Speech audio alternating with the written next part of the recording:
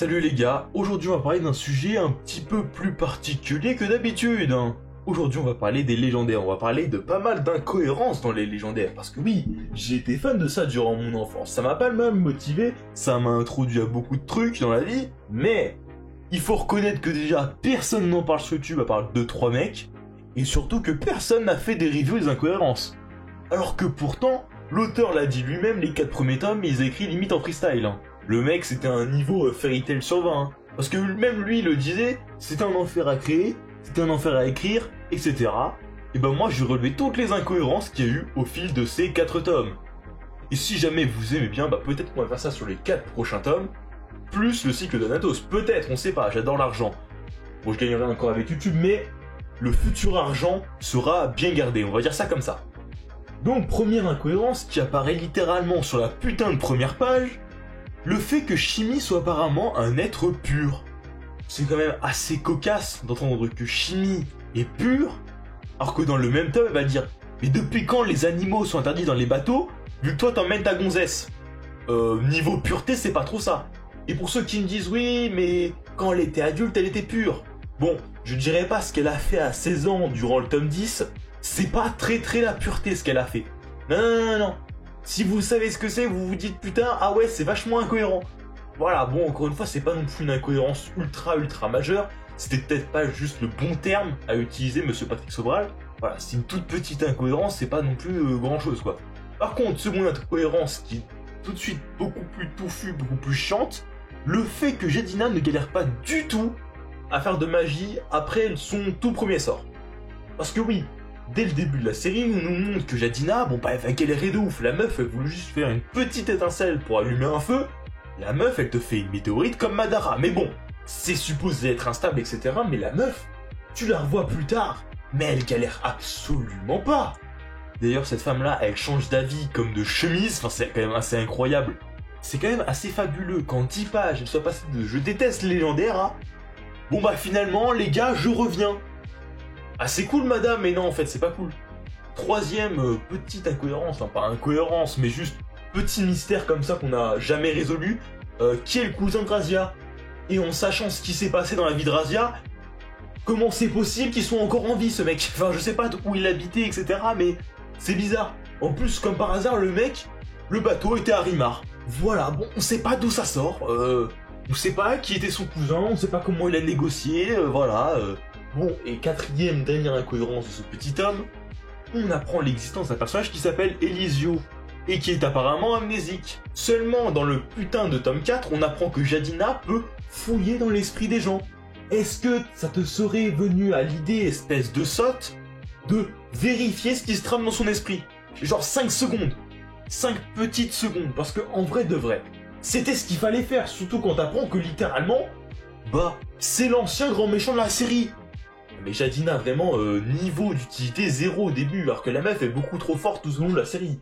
Un jour, on en parlera du fait que quand même toutes les meufs du casting principal éclatent absolument tous les mecs du casting principal. Enfin, c'est quand même ahurissant, on en parlera un jour de ça quand même.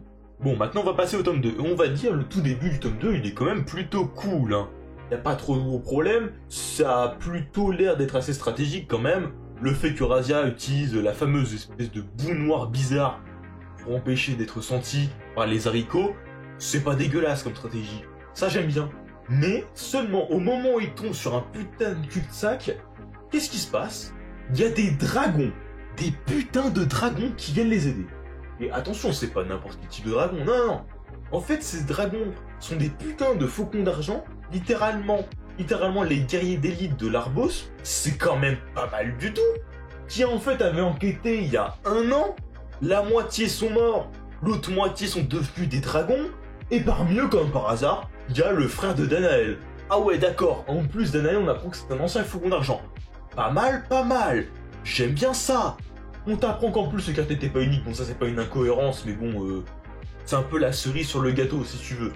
C'est pas nécessairement incohérent, c'est juste que bon, avec tout ce qui vient de se passer juste avant, ça me fait un peu mordiller la lèvre, quoi. Et surtout, le truc encore plus drôle, mais alors là, c'est le clou du spectacle, Jedina nous annonce qu'elle ne savait pas qu'anciennement, Danaël faisait partie des Faucons d'Argent. Alors qu'on sait tous très bien ce qui se passe dans le putain de tome 6, c'est-à-dire que Jedina est surveillé par Motherfucking Danael quand il était encore un putain de faucon d'argent. Donc ça a aucun putain de sens, comment c'est possible?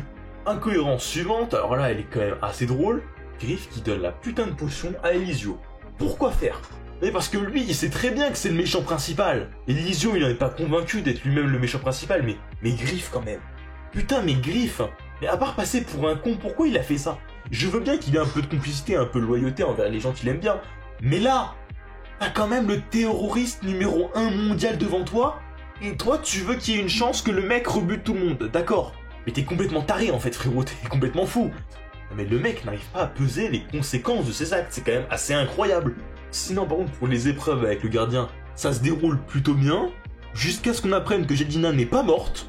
D'accord, donc Jadina n'est pas morte. Au fait, on n'a jamais vu ce croix durant toutes les épreuves, donc le mec vraiment, il est sorti mais de nulle part. Et en plus de ça, mais là c'est vraiment...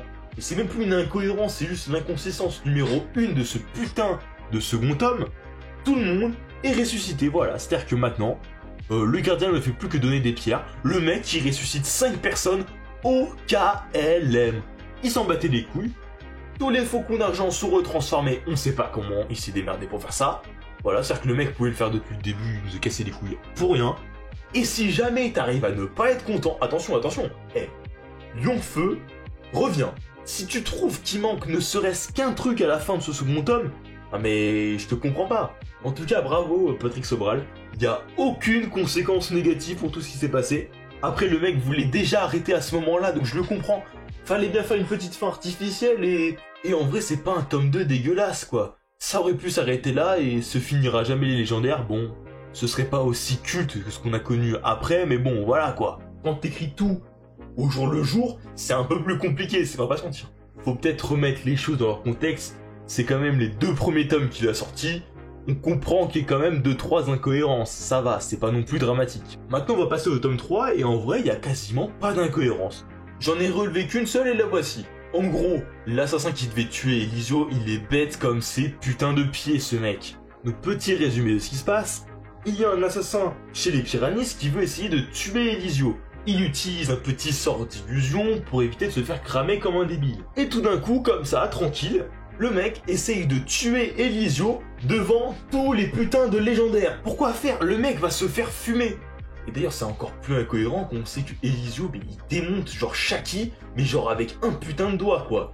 Non mais c'est aberrant. Le mec s'est vraiment dit, oui franchement, j'aimerais bien tuer le sorcier numéro 1 de cette planète. Non mais t'es vraiment un fou. Mais le mec n'a pas réfléchi du tout. Je veux bien que les mecs soient vraiment pas très malins, c'est des sbires à la con. Mais là, le mec n'a vraiment pas réfléchi, c'est vraiment un fou. Bon, maintenant on va passer au petit 4ème tome qui me casse un peu les pieds, parce que autant dans le 3ème, il y avait qu'une seule petite incohérence, autant dans le 4ème, vraiment le mec, mais tu sentais qu'il voulait finir là. Hein. Bon déjà, première incohérence, est-ce qu'on peut en parler d'à quel point le créa Chaos, il est éclaté sa mère? Je tiens quand même à rappeler que les dieux ne peuvent pas utiliser les putains de pierres sans le créa Chaos, théoriquement. Bon, on va pas parler de ce qui se passe dans le tome 18 avec ces petites pierres, mais bon, voilà. On va pas parler du fait que des dieux ne peuvent pas utiliser leur propre création, c'est quand même dommage, tu vois. C'est bizarre, parce que c'est des dieux, en principe ils ont créé eux-mêmes les pierres, enfin c'est chelou quand même. Et bon, enfin le créa Chaos, il est pas non plus surpété quoi.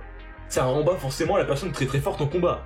Preuve en est, littéralement Shimi a réussi à découper les bras du créa Chaos avec ses ailes. Même pas avec des cailloux ou quoi, hein. Juste ses putains d'ailes, c'est tout. En plus de ça, ça protège absolument pas du tout des coups, hein. Preuve en est, il s'est littéralement pris la meilleure patate de sa vie face à Shimi.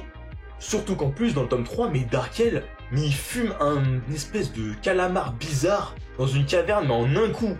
Tout comme je le rappelle, hein, Shaki s'est fait défoncer par Elisio. On va passer maintenant à un truc beaucoup plus grave. Bah, le fait que théoriquement, Elisio devrait savoir qu'il y a un faux conflit entre les Pyranis et les elfes. À la base, les Pyranis étaient portés volontaires pour protéger le créa Chaos.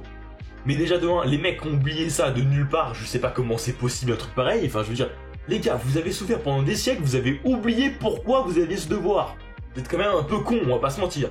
Darkel s'en souvient, ce qui veut dire aussi que Elisio s'en souvient, puisque pour rappel, Elisio maîtrise l'art de faire des potions, donc ça veut forcément dire qu'il est un peu lié avec Darkel. Donc s'il est un peu lié avec Darkel, il le sait lui aussi. Donc pourquoi Elisio n'a pas ramené ça sur la table? Il devrait le savoir en soi. De plus, pourquoi Darkel le révèle aux Pyranis? Ça sert à quoi? Tu vas me dire à la fin, ouais, il était sûr de gagner, etc. Bon, le mec, déjà, il s'est fait défoncer à la toute fin, ça servait à rien. Mais, même en soi, pourquoi le tir au Pyranis? Enfin, t'es vraiment teubé, mec. Pourquoi? Pourquoi? En sachant que c'est quand même le plus grand sorcier, c'est quand même supposé être le plus grand génie. Mais enfin, on va parler de la dernière inconsistance de scénario, quoi. Parce qu'en vrai, c'est plutôt des inconsistances que je suis en train de débattre depuis tout à l'heure. Et les yeux d'Arken ne sont pas morts de l'explosion. D'accord. En fait, on nous explique dans le tome 9 qu'en fait ça crée un portail dimensionnel, ça les a amenés devant le gardien. Évidemment, le gardien les soigne à 100%, et devinez quoi? Petit boost de puissance, voilà, Darken maintenant il a des ailes, Eliso il a des ailes aussi, et les mecs apparemment ils traquaient un truc, on sait pas ce que c'est, donc c'est pour ça qu'on les a pas revus. Bon franchement, c'est tellement explosé comme type de fin. Moi je m'attendais plutôt d'ailleurs quand j'ai vu la plume à la base, quand j'étais un peu un gamin, à tomber genre, je sais pas moi... Scroa? Non, pas Scroa. Non, pas Scroa, c'est fini. On s'en bat les couilles de Scroa. Donc voilà mon tout premier top de toutes les incohérences. Surtout les inconsistances, on va pas se mentir, parce qu'il y a plein de moments où tu te dis mais comment c'est possible qu'un écrivain ait écrit ça? Encore une fois, si vous voulez la suite, n'hésitez pas à vous abonner, à liker. Hein. J'ai quand même pas mal de problèmes avec la série depuis que je l'ai relue quand même. Je suis un peu moins nostalgique qu'avant, visiblement. Ça fait un peu chier, mine de rien, parce que moi j'étais quand même pas mal fan des légendaires quand j'étais gamin, mais là... va falloir admettre que quand même, c'est pas non plus une œuvre de ouf, hein. À part le développement des personnages, etc., l'univers, il tient sur quoi? 3 morceaux de scotch, maximum? S'il vous plaît, dans les commentaires, ne me dites pas que cet univers est ultra cohérent ou quoi. Autant Patrick Sobral, il est plutôt doué dans l'écriture des personnages, autant dans l'écriture de l'univers, ah non, il est pas bon du tout, là. Bon bref, j'espère que vous avez passé un bon moment, et puis voilà, à la prochaine les mecs, peut-être que vous aurez enfin la parodie sur Hunter x Hunter.